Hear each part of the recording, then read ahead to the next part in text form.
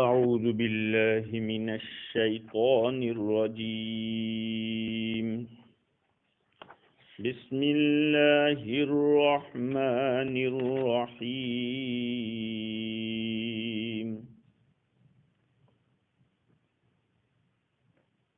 ولا يضربن بأرجلهن ليعلم ما يخفين من زينتهن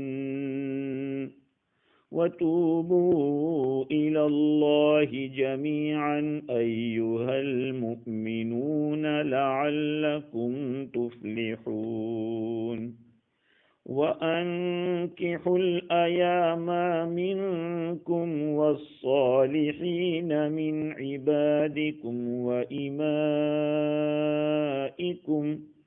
إن يكونوا فقراء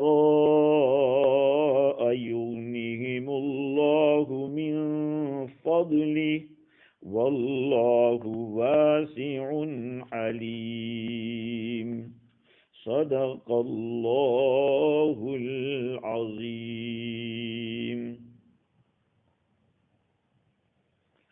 معزز سامعین،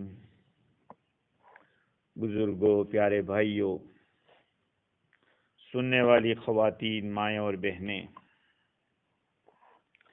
کل گزشتہ ہماری گفتگو یہاں تک پہنچی تھی کہ اللہ تعالیٰ نے عورتوں کو اس بات سے منع کیا ہے کہ اپنے پاؤں کو زمین پر اس طرح سے ماریں کہ ان کی پوشیدہ زینت معلوم ہو جاوے۔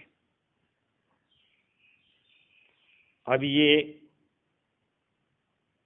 زیورات آپس میں ٹکرا کر آواز پیدا کرتے ہو، یا یہ کہ خود زیور میں ایسی چیز رکھی ہے جس سے آواز نکلتی ہے، یا یہ کہ پاؤں اتنے زور سے رکھتی ہے کہ جس سے زیورات آپس میں ٹکراتے ہیں اور اس سے آواز پیدا ہوتی ہے۔ ان تمام چیزوں سے شریعت نے منع کیا ہے۔ تو میں یہ عرض کر رہا تھا کہ جب ان کی ان حرکتوں سے روکا ہے تو پھر آواز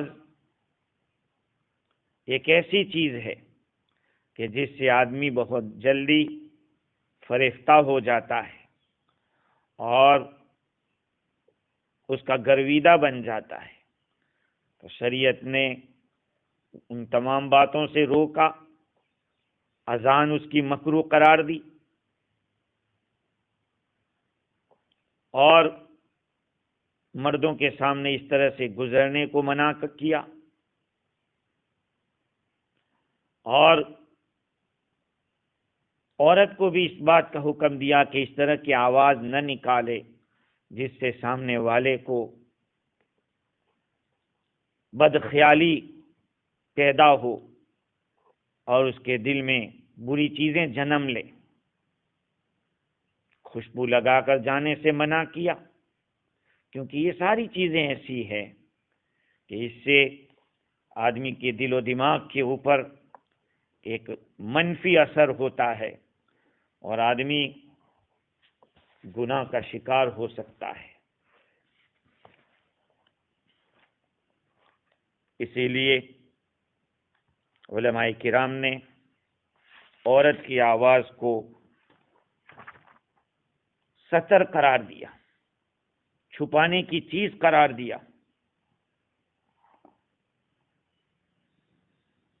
وَلَا يَضْرِبْنَ بِأَرْجُلِهِنَّ لِيُعْلَمَ مَا يُخْفِينَ مِنْ زِينَتِهِنَّ، اور عورتوں کو چاہیے کہ اپنے پاؤں کو نہ مارے کہ ان کی وہ زینت ظاہر ہو جائے جس کو وہ چھپاتی ہے۔ خلاصہ کلام یہ نکلتا ہے، جس کو تفسیر روح البیان میں فقی ابو اللیث سمرقندی رحمۃ اللہ علیہ کے حوالے سے نقل کیا کہ عورت کی طرف دیکھنے کے کل 4 مراتب ہیں۔ ایک، اس کے پورے بدن کو دیکھنے کی اجازت ہے، جبکہ اس کی بیوی ہو یا اس کی باندی ہو۔ دوسری صورت یہ ہے کہ صرف اس کے چہرے اور ہتھیلی ہی کو دیکھ سکتا ہے، اور وہ اس وقت جب کہ دیکھنے والا محرم نہ ہو، اور ان میں سے ہر ایک اپنی ذات کے اوپر مأمون ہو، ضرورت داعی ہو دیکھنے کی، تو پھر چہرہ اور ہاتھ ہتھیلیاں دیکھ سکتا ہے۔ تیسرا درجہ یہ ہے کہ اس سے آگے سینہ، سر، پنڈلی، کلائی، اس کو دیکھنے کی اجازت ہے۔ وہ بالکل کلوز رشتہ دار جس کو محارم کہتے ہیں،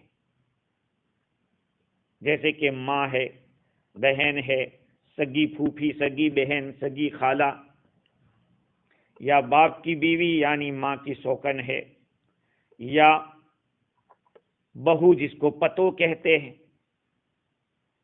اور ساس ہے، اب یہ چاہے رضائی ہو یا نسبی ہو۔ یہ تیسرا درجہ ہے۔ اور چوتھا درجہ یہ ہے کہ کسی چیز کو دیکھنے کی اجازت نہیں، عورت کا کوئی حصہ نہیں دیکھ سکتا جبکہ آدمی کو گناہ میں پڑنے کا اندیشہ ہو۔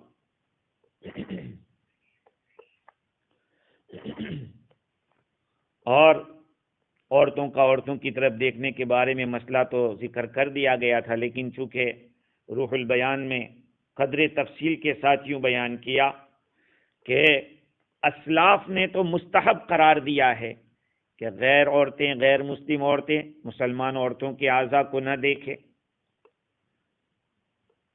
سوائے وہی جیسے اجنبی مرد کے لیے ہوتا ہے۔ اور تفسیر روح البیان میں لکھا کہ اکثر تفسیریں بھری ہوئی ہے، معتبر تفسیریں اس بات سے بھری ہوئی ہے کہ اسلاف نے یہودی، نصرانی، مجوسی اور بت پرست عورتوں کو اجنبی مرد کے حکم میں رکھا ہے، اور مسلم عورت کو منع کیا ہے کہ اپنے بدن کو ان کے سامنے کھولے، مگر یہ کہ اس کی باندھی ہو۔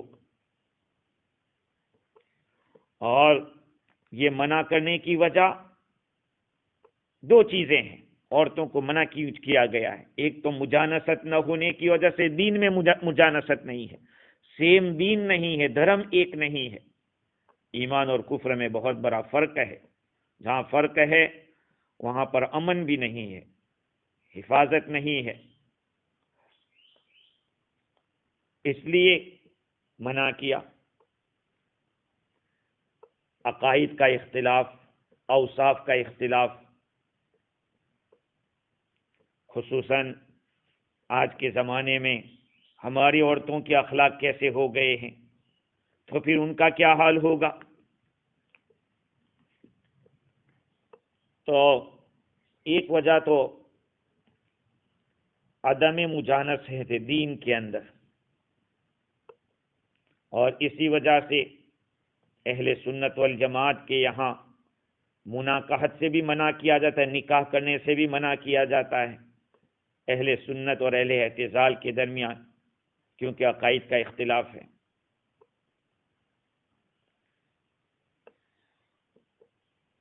خیر، حضرت عمر رضی اللہ تعالی عنہ نے، جیسے میں نے پہلے بھی عرض کیا تھا کہ حضرت ابو عبیدہ رضی اللہ تعالی عنہ کو خط لکھا تھا کہ کتابی عورتوں کو روکا جائے مسلمانوں کے ساتھ حمام میں جانے سے۔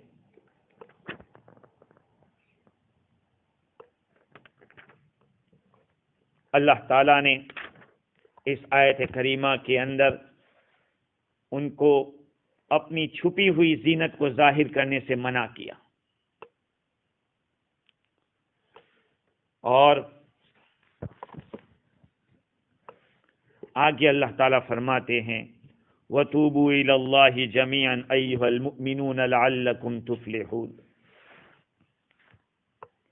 اللہ تعالیٰ کے سامنے سب مل کر اے ایمان والو توبہ کرو تاکہ تم بھلائی پاؤ۔ تم سب مل کر اللہ تعالیٰ سے توبہ کرو، چونکہ ہم اللہ کے بندے ہیں، اور مکلف آدمی اس طرح کی تفریط اللہ تعالیٰ کے حقوق کو ادا کرنے میں، اللہ تعالیٰ کے احکام کو پورا کرنے میں کچھ نہ کچھ کوتاہی تو ہو ہی جاتی ہے، خصوصاً شہوات سے رکنے کے بارے میں۔ حضور اکرم صلی اللہ علیہ وسلم نے توبہ پہ زور دیا۔ حضرت اغر رضی اللہ عنہ فرماتے میں نے رسول اللہ صلی اللہ علیہ وسلم کو فرماتے ہوئے سنا، یا ایھا الناس توبوا الی اللہ، اے لوگو اللہ سے توبہ کرو، فإنی اتوب الیہ کل یوم 100 مرہ، اس لیے کہ میں روزانہ اللہ تعالیٰ سے 100 مرتبہ توبہ کرتا ہوں۔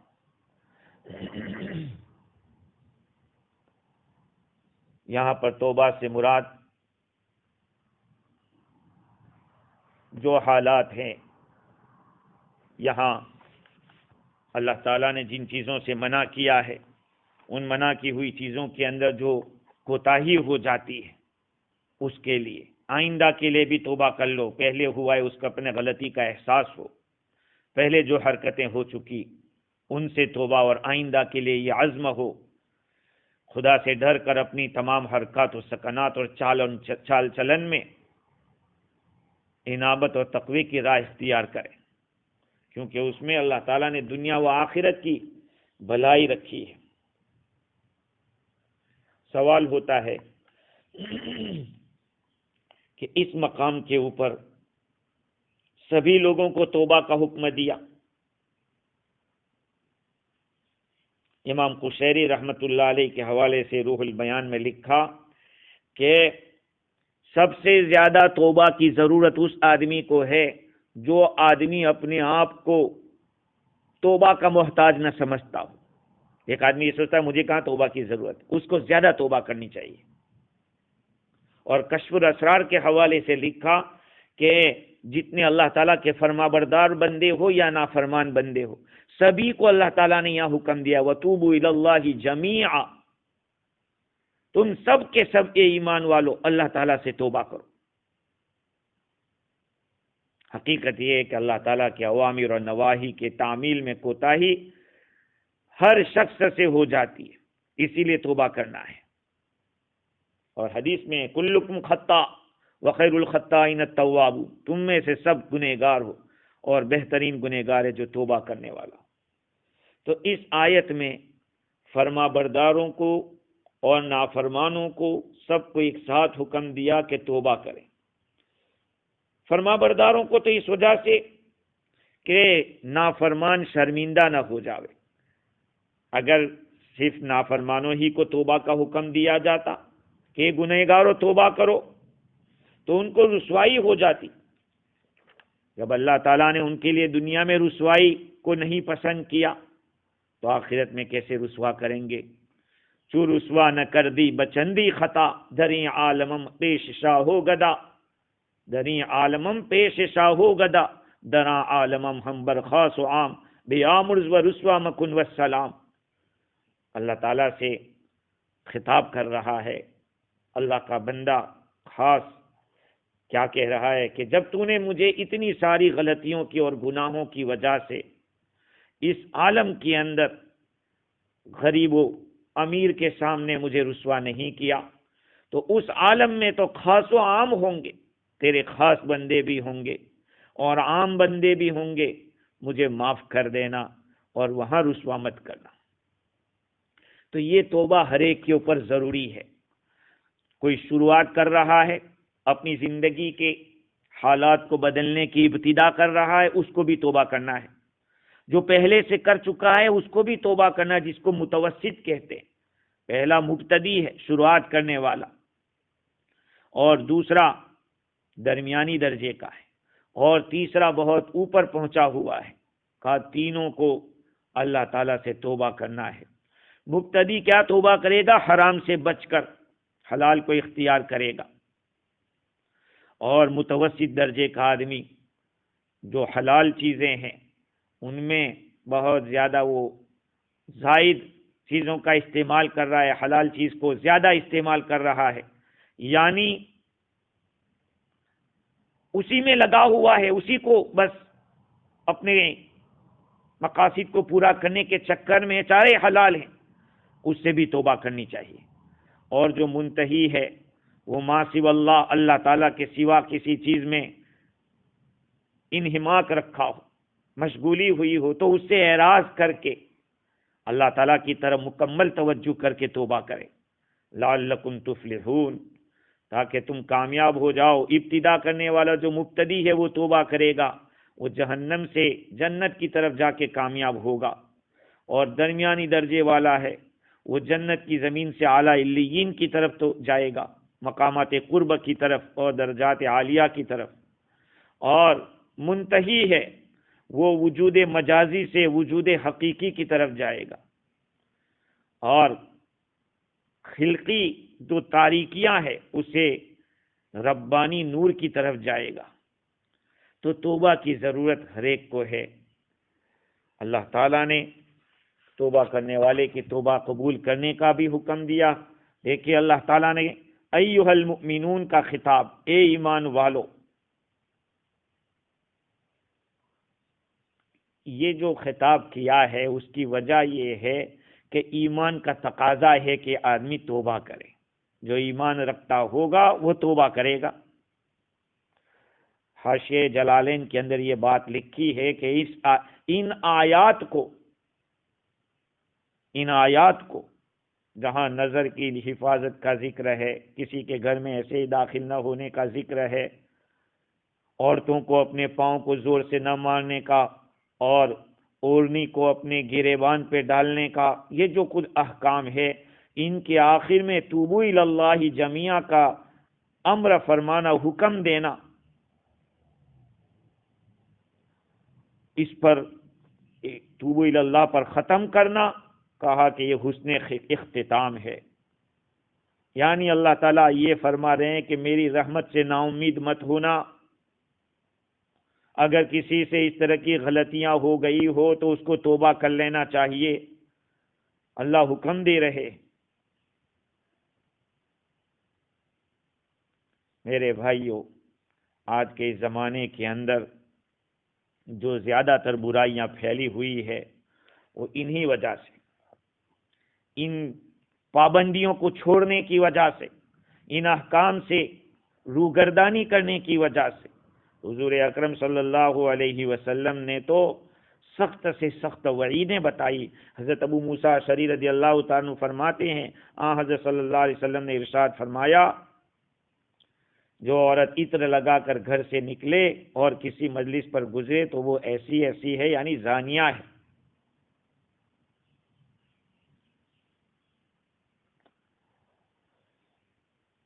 انگریزی تعلیم سے متاثر لوگ الا ما ظہر سے یہ کہتے ہیں کہ جوان عورتوں کو کوئی حرج نہیں ہے، وہ چہرہ کھول کر پھر سکتی ہے، ان کے لیے پھرنا جائز ہے۔ تو ان کو معلوم ہونا چاہیے کہ قرآن نے وَلَا يُبْدِينَ زِينَتَهُنَّ کیوں فرمایا کہ وہ اپنی زینت کو ظاہر نہ کرے، اور 12 قسم کے لوگوں کو اس میں سے باقاعد کیا ہے۔ گدے بسر کا حکم کیوں دیا، اجازت لینے کا حکم کیوں دیا، اور نبی کی عورتوں کو وقرن فی بیوتکن فرمایا، اپنے گھروں میں رکی رہو۔ تو نبی کی عورتیں تو کتنی پاک باز ہوتی تھی اور پاک باز رہی، تو آج کے دور کے اندر کیا کہنا چاہیے؟ اجنبی مرد کے ساتھ خلوت کی ممانعت کیوں ہے؟ عورت کو اکیلے سفر کرنے سے کیوں منع کیا گیا؟ یہاں تک کہ شوہر کی اجازت کے بغیر مسجد جانے کی بھی ممانعت ہے۔ آج جس دور سے میں اور آپ گزر رہے ہیں، گاڑیوں کے اندر اکیلے سفر کرنا، ایک عورت اکیلی گاڑی کے اندر جا رہی ہے اور اکیلا ڈرائیور ہے، کوئی محرم ساتھ میں نہیں ہے، تو کیا ہوگا؟ یہ خلوت بالاجنبیہ ہے۔ اس لیے ان احکام کو جاننا اور جان کر اس پر عمل کرنا بہت ضروری ہے۔ اللہ تعالیٰ نے فرمایا وَتُوبُوا إِلَى اللَّهِ جَمِيعًا، تم سب کے سب اللہ تعالیٰ سے توبہ کرو تاکہ تم کامیاب ہو جاؤ۔ بعض اکابر نے یہ فرمایا، جیسے کہ تفسیر روح البیان میں لکھا ہے کہ اللہ تعالیٰ نے سارے ایمان والوں سے توبہ کا مطالبہ کیا. جو آدمی اللہ پر ایمان لایا اور شرک کو چھوڑ دیا اس نے توبہ کر لی اور اس کی توبہ صحیح ہو گئی اور اس کا رجوع اللہ تعالیٰ کی طرف صحیح ہو گیا. پھر اگر اس سے کوئی غلطی ہو جاوے، معصیت ہو جاوے، پھر توبہ کر لے. اس لیے کہ ایمان والا جب اس سے کوئی گناہ سرزد ہوتا ہے تو اس کا سینہ تنگ ہوتا ہے، اس کا دل غمگین ہوتا ہے، اس کی روح پشیمان اور شرمندہ ہوتی ہے. اللہ تعالیٰ نے سارے ایمان والوں کو خطاب کر کے فرمایا وَتُوبُوا إِلَى اللَّهِ جَمِيعًا أَيُّهَا الْمُؤْمِنُونَ لَعَلَّكُمْ تُفْلِحُونَ.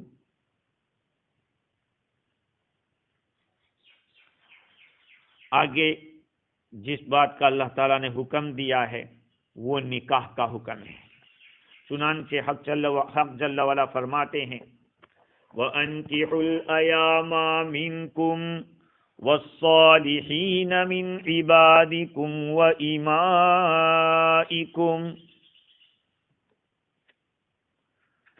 تم بغیر شادی لوگوں کو، غیر شادی بغیر بیوی والوں کو، بغیر جوڑے والوں کو، تم میں سے بغیر جوڑے کے لوگ ہیں ان کا نکاح کرا دو، اور جو نیک ہیں تمہارے غلاموں میں سے اور لونڈیوں میں سے ان کا بھی نکاح کرا دو. إِن يَكُونُوا فُقَرَاءَ يُغْنِهِمُ اللَّهُ مِنْ فَضْلِهِ. اگر وہ مفلس ہوں گے تو اللہ تعالیٰ اپنے فضل سے ان کو بے نیاز کر دیں گے، غنی کر دیں گے. واللہ واسع علیم. اللہ تعالیٰ کشائش والا، وسعت والا، جاننے والا ہے. بات تو چل رہی تھی نگاہوں کی حفاظت کی اور اس سے پہلے اجازت کی. اچانک بات آ گئی نکاح کی. سوال یہ ہوتا ہے کہ ان آیات کا آپس میں ربط کیا ہے، جوڑ کیا ہے؟ بہت ہی آسان جوڑ ہے. امام راضی نے لکھا کہ یہ 8ویں نمبر کا حکم ہے. اس سے پہلے 7 احکام بیان کیے گئے.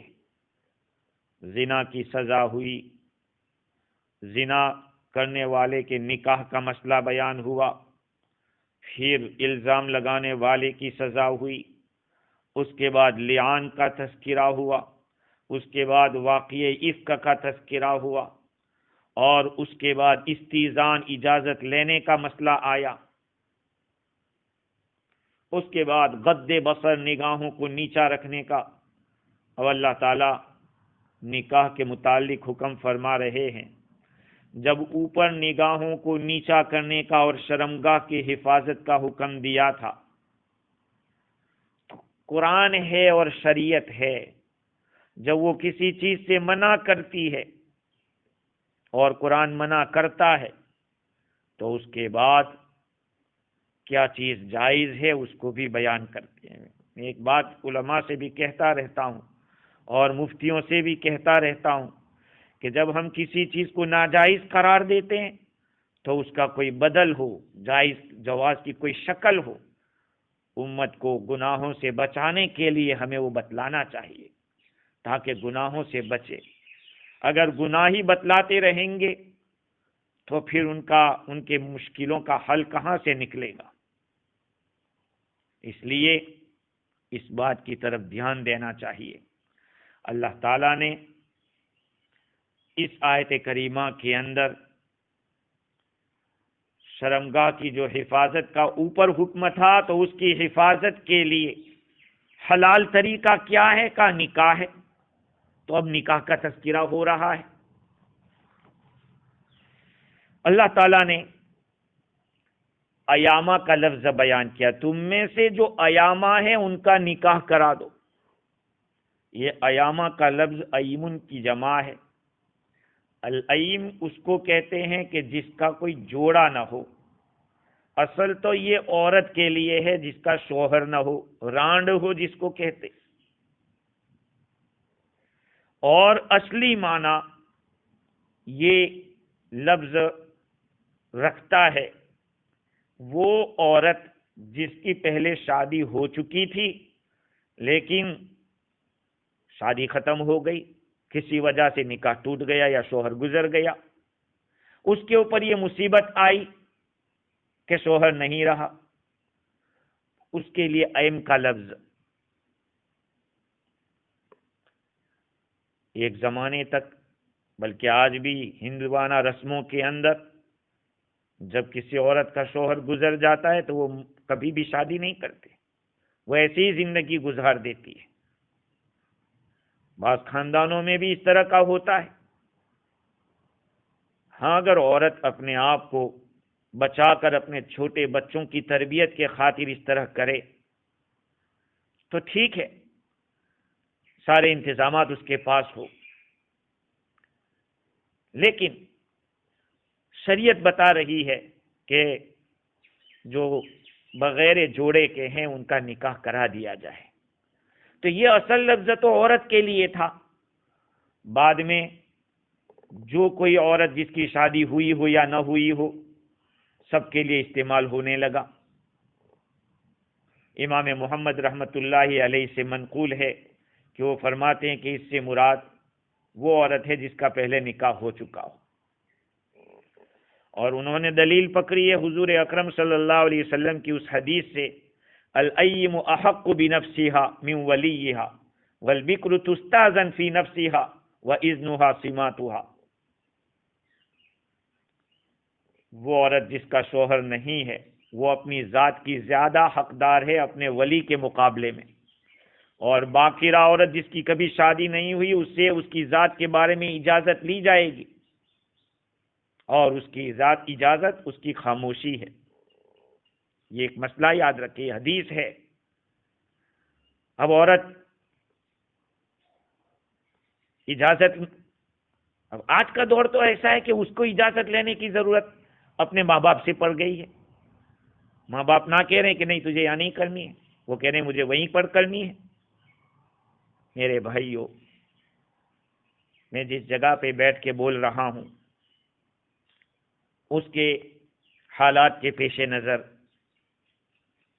اگر دیندار لڑکا آپ کو ہو، ایمان والا مسلمان ہو، تو پھر بہت زیادہ پس و پیش نہیں ہونا چاہیے، ورنہ آج اتنی آزادی ہو گئی کہ لڑکیاں غیروں کے ساتھ بھاگنے میں بھی گریز نہیں کرتی، اپنی منمانی کے اندر اتنی آگے ہو گئی کہ نہ ماں باپ کی عزت کو دیکھتی ہے، نہ امت مسلمہ کی عزت کا خیال کرتی ہے۔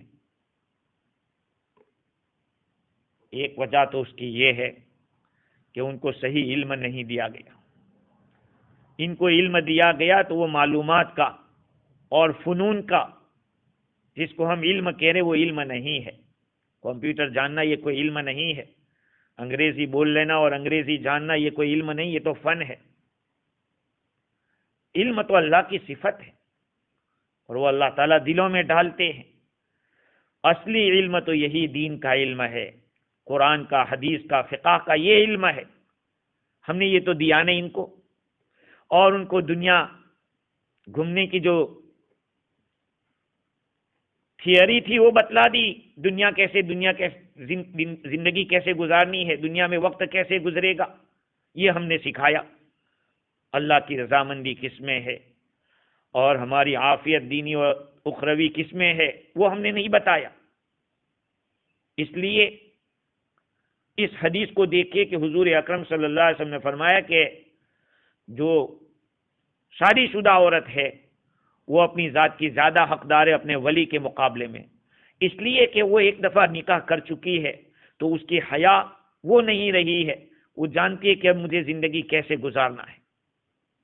آگے فرمایا والبکر تستأذن، اور غیر شادی شدہ لڑکی سے اجازت لی جائے گی، اس کو حکم نہیں ہے کہ تجھے اسی کے ساتھ کرنا، دیکھو اجازت لی جائے گی، فی نفسہا، اس کی ذات کے بارے میں، کہ بیٹا تیرا نکاح ہم فلاں سے کرنا چاہتے ہیں، تم راضی ہو کہ نہیں؟ کہا وَإِذْنُهَا سِمَاتُهَا، ہر عورت ہر لڑکی تھوڑی بتا دے گی، اور ہر گھر کا بھی خاندان کا مسئلہ الگ الگ ہوتا ہے۔ بعض خاندانوں میں بہت عورتیں فارورڈ ہوتی ہے تو سامنے نہ کہہ دیتی، ہاں کہہ دیتی ہے، تو خاموشی کو اجازت سمجھا گیا۔ وَأَنكِحُوا الْأَيَامَ مِنكُمْ، تم نکاح کرا دو تم میں سے ایسے لوگوں کا جن کا جوڑا نہیں ہے۔ یہ خطاب کن لوگوں سے ہے؟ خطاب اولیاء سے ہے، سرداروں سے ہے۔ یہ حکم کس درجے کا ہے؟ بالکل کمپلسری ہے یا یہ کہ استحباب کا ہے؟ بعض حضرات نے تو کہا اہل ظاہر، داؤد ظاہری اور جو ظاہر اہل ظاہر ہے وہ تو کہتے ہیں کہ ضروری ہے، واجب ہے یہ حکم، لیکن جمہور امت اور جمہور علماء کا کہنا یہ ہے کہ یہ مستحب کا حکم ہے۔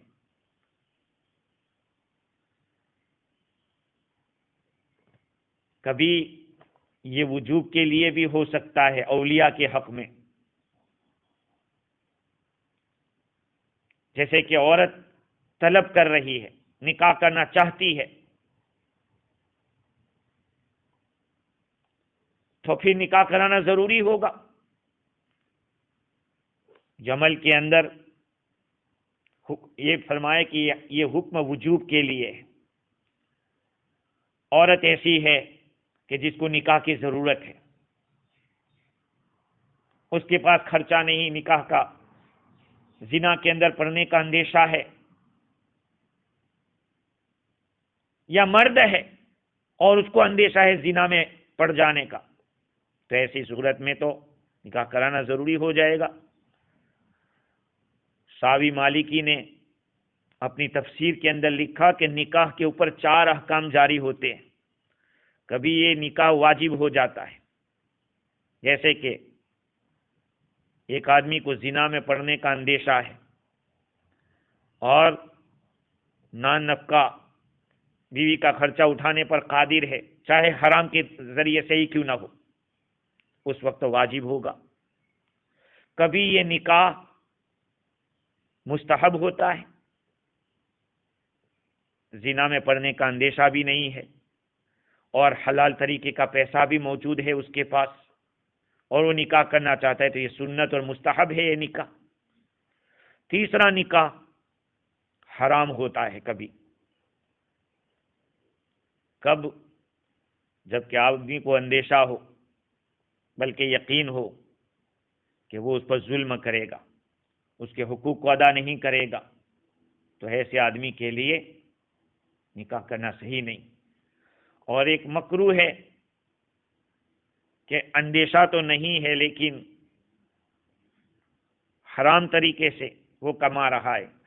نکاح حرام اس وقت بھی ہو سکتا ہے جبکہ نکاح کرنے سے آدمی اللہ تعالیٰ کے حقوق واجبہ چھوڑنے والا ہو، اللہ تعالیٰ کے حقوق واجبہ کو ادا نہ کرنے والا ہو، اس کو یہ ہے یقین ہے کہ مجھ سے نہیں ادا ہوگا، تو ایسے آدمی کو نکاح نہیں کرنا چاہیے۔ اور کبھی نکاح مکروہ ہوتا ہے، اس کے 4 احکام ہیں، اور بعض حضرات نے اس کے 3 احکام بھی لکھے ہیں۔ کبھی فرض و واجب ہو جاتا ہے، کبھی مکروہ اور حرام ہوتا ہے، اور تیسری صورت ہے جو اعتدال کی ہے، اس وقت نکاح سنت ہے۔ حنفیہ کے یہاں تنہائی میں بیٹھ کر نفل نمازیں پڑھتے رہنا اس کے مقابلے میں نکاح افضل ہے، اور شوافی کے یہاں تنہائی میں بیٹھ کر اللہ کی عبادت کرتے رہنا یہ نکاح سے افضل ہے۔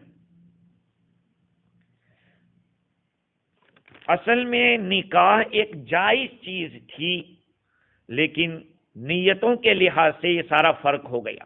نکاح کرنے والے کی نیت کیا ہے، اس کا ارادہ کیا ہے نکاح سے، جیسا ارادہ ہوگا اس کے مطابق حکم لگے گا۔ ہندوستان کے اندر بھی ایک زمانے تک لوگ اس کو عیب سمجھتے تھے کہ کسی عورت کی پہلے شادی ہو چکی ہے تو اب اس کو دوبارہ شادی کرانا، جس کو کہتے ہیں نکاح بے وگان۔ حضرت حجت الاسلام مولانا قاسم نانوتوی رحمۃ اللہ علیہ کے بارے میں نے کہیں یہ واقعہ پڑھا تھا کہ انہوں نے ایک مرتبہ دیوبند کے اندر واز فرمایا،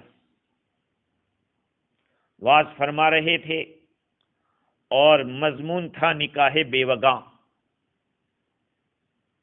بیان چل رہا تھا، اتنے میں ایک آدمی کھڑا ہوا پوچھنے کے لیے۔ آپ نے فرمایا کہ رکو میں آتا ہوں۔ اللہ تعالیٰ نے بصیرت دی تھی، بہت بھاری بصیرت اللہ نے عطا فرمائی تھی، اور واقعتاً جو ان کو حجت الاسلام کہا گیا ہے وہ بے جانے بالکل صحیح ہے۔ آپ نے فرمایا کہ رکو میں آتا ہوں، گھر تشریف لے گئے، اور ان کے گھر میں آپ کی بہن تقریباً 95 ایئرس کی تھی۔ اپنی بہن کے پاس پہنچے اور آپ نے فرمایا کہ بہن آج ایک ضرورت پیش آ گئی ہے۔ عاجزی کے ساتھ درخواست کی کہ آپ کا جو دیور ہے جن کی بیوی کا انتقال ہو گیا ہے، میں ان کے ساتھ آپ کا نکاح کرانا چاہتا ہوں۔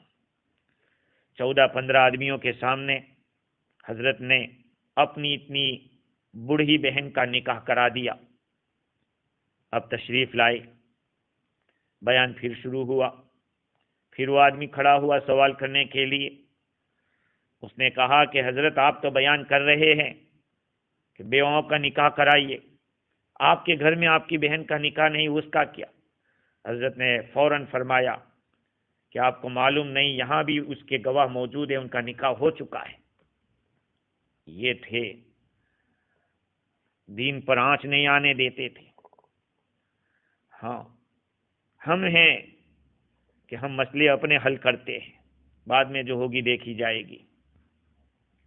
اللہ تعالیٰ نے اس آیت کریمہ کے اندر نکاح کا حکم دیا، چونکہ بقائے نسل، انسان کی نسل باقی رہے، اس کے لیے عقلی اور شرعی تقاضا بھی یہی ہے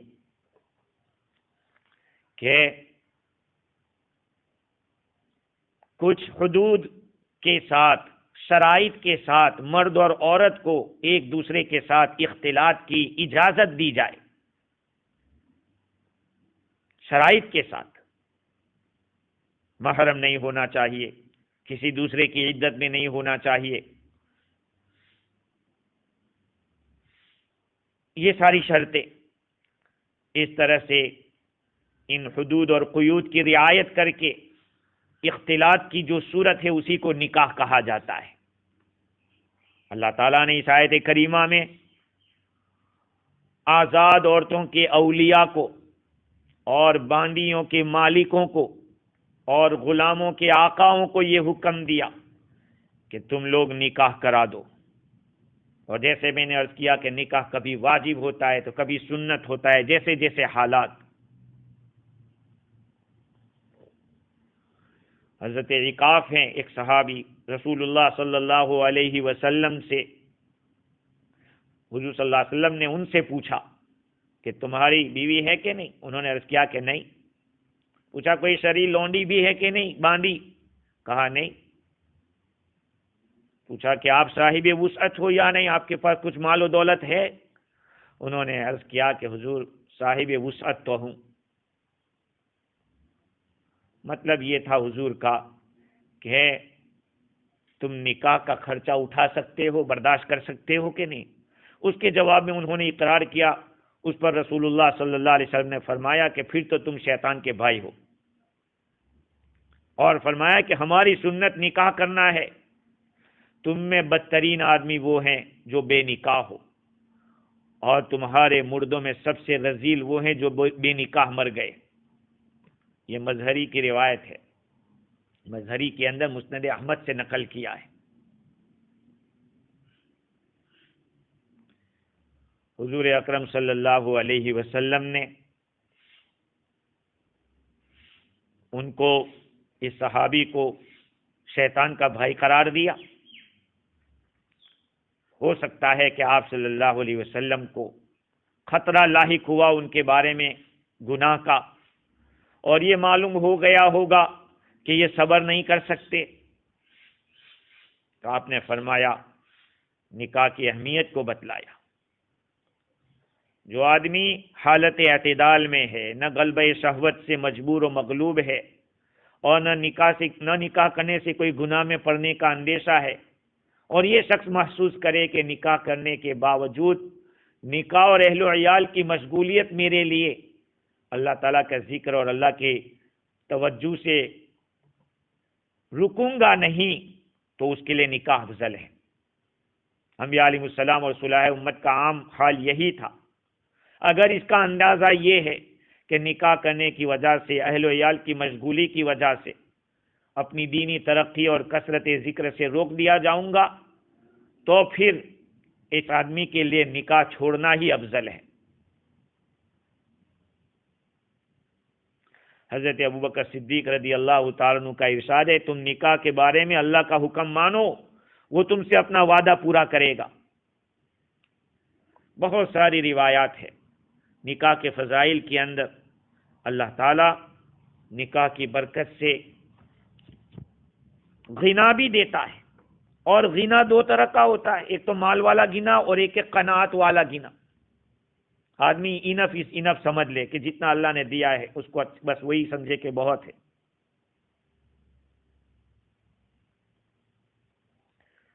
حضرت ابو ہریرہ رضی اللہ تعالیٰ عنہ روایت کرتے ہیں، رسول اللہ صلی اللہ علیہ وسلم نے ارشاد فرمایا کہ 3 قسم کے لوگ ایسے ہیں جن کی مدد کرنا اللہ تعالیٰ کے اوپر ایک حق ہے۔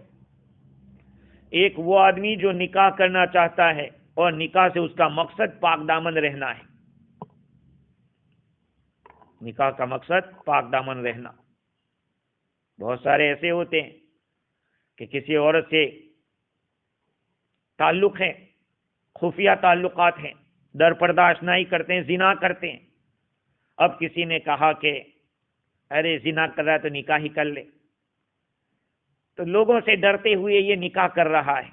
ایسے نکاح میں کیا خیر؟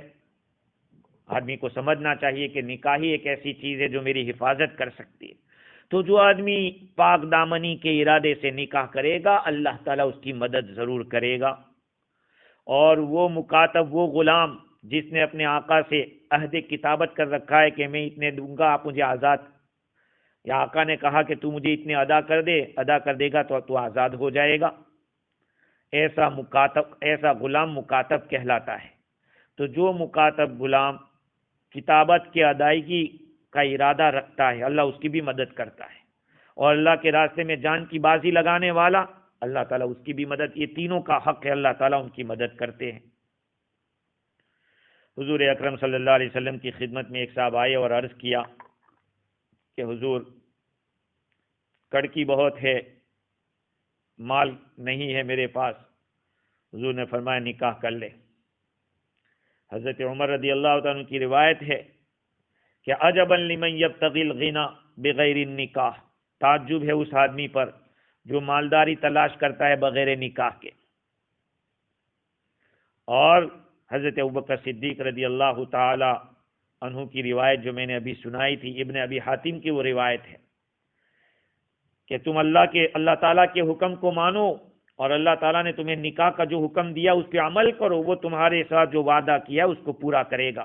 مالداری کا، ان یکونوا فقراء یغنیہم اللہ من فضلی، اگر وہ فقراء ہوں گے، محتاج ہوں گے، تو اللہ تعالیٰ اپنے فضل سے بے نیاز کر دے گا۔ سوال یہاں پہ ہوتا ہے کہ جو آدمی بغیر نکاح کے ہے، اگر اللہ چاہے گا تو اس کو بھی مالداری دے دے گا، اللہ تعالیٰ کی مشیت کے اوپر۔ اللہ تعالیٰ کی مشیت اور اللہ کی چاہت کے اوپر مالداری موقوف ہے، تو پھر شادی کو غنا کو شادی پر موقوف کرنا یہ کیسے ہوگا؟ وہ تو آدمی بغیر شادی کے رہے تب بھی مالدار ہو سکتا ہے۔ اس کا جواب یہ ہے کہ اصل میں لوگوں کی طبیعتوں کے اندر یہ بات بیٹھی ہوئی ہے کہ بچے ہوں گے، خرچ زیادہ ہوگا، خرچ زیادہ ہوگا تو غریبی آئے گی، بچے ہی نہیں ہوں گے تو پھر پیسہ بچتا رہے گا، مال بڑھتا رہے گا۔ اس وہم کو ختم کرنے کے لیے اللہ تعالیٰ نے فرمایا کہ کثرت اولاد کے ساتھ مال بڑھ سکتا ہے۔ بھئی کھانے والے بڑھیں گے تو پھر کھانا بھی بڑھے گا۔ اور بہت سارے لوگ ایسے ہیں کہ بغیر بیوی کے ہیں پھر بھی کنگال ہے، ایسا تو ہے نہیں کہ بغیر شادی کے مالدار ہو گئے وہ لوگ۔ تو ان لوگوں کے ایک باطل وہم تھا، اس وہم کو دور کر دیا۔ دوسری ایک روایت حضرت عمر بن خطاب رضی اللہ عنہ کی ہے، ابتغوا الغنی فی الباءۃ، اور ایک روایت ابتغوا الغنی فی النکاح، مالداری کو، غنا کو نکاح کے اندر تلاش کرو۔ التمسوا الرزق بالنکاح، روزی کو تلاش کرو نکاح کے اندر۔ آج کے دور کے اندر کئی نوجوان مرد اور عورتیں گھروں کے اندر اس لیے بیٹھی ہے کہ وہ سوچ رہے ہیں کہ فوراً کا رشتہ آئے گا تو پھر ہم نکاح کرائیں گے۔ اس کے اندر انتظار میں لوگ کتنے بوڑھے ہو گئے اور ایسی عمر کو پہنچ گئے کہ اب اولاد کی بھی امید نہیں ہے، اور اللہ معاف کرے فوراً کے چکروں نے لوگوں کو اتنا لالچو کر دیا کہ لڑکی والوں نے 20-20 لاکھ اور 25-25 لاکھ روپئے لے کر انڈیا سے لڑکوں کے ساتھ شادی کرائی۔ پھر خیر تلاش کرے، کہاں سے تلاش خیر ہوگی؟ سوچئے، اپنی نیتوں کے اوپر نظر ڈالیں، کیا فائدہ ہے اس طرح کا پیسہ لے کر؟ کون آگے آیا ہے اس طرح کے پیسوں سے؟